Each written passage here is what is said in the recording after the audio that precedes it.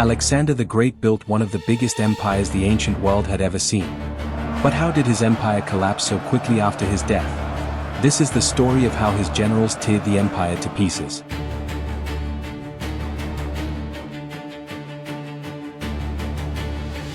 When Alexander died in 323 BC, his empire stretched from Greece to India. But his sudden death left one question: who would rule the empire? After Alexander's death, two kings ruled, his son Alexander IV and his half-brother Philip III. But real power lay with his generals. At the partition of Babylon, Alexander's empire was divided. Each general took control of a satrapy, pledging loyalty to the young kings. But in truth, they were already preparing for war.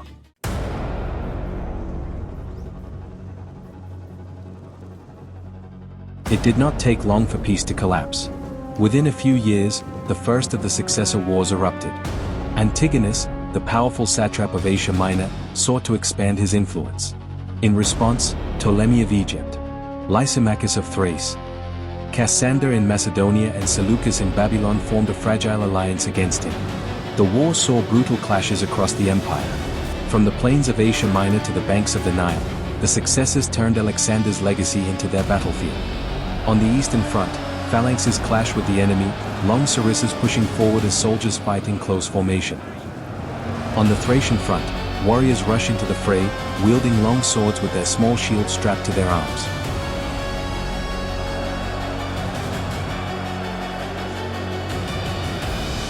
On the Egyptian front, Ptolemy's forces stood ready, elephants looming over the battlefield prepared to meet any threat head-on.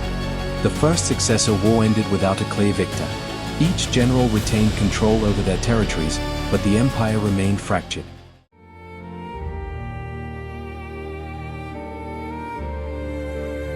Across the divided empire, each general strengthened their forces. Hoplites drilled, cavalry patrolled, and borders were secured, as anticipation of the next conflict loomed. Alliances were fragile. Diplomacy, deception, and ambition guided every move, while spies and envoys tested loyalty in distant provinces.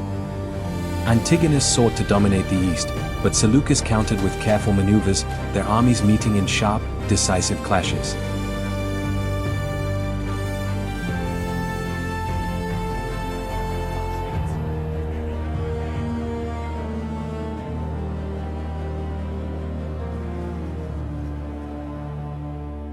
In the north, Cassander faced Lysimachus, as Macedonia and Thrace became battlegrounds for power and survival.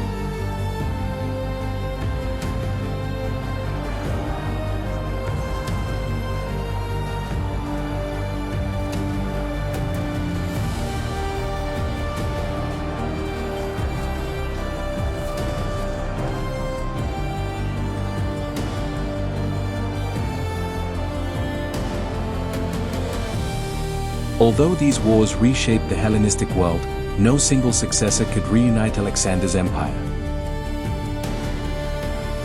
Over time, Rome absorbed much of the territories once ruled by Alexander's successors, bringing the Hellenistic kingdoms under its control.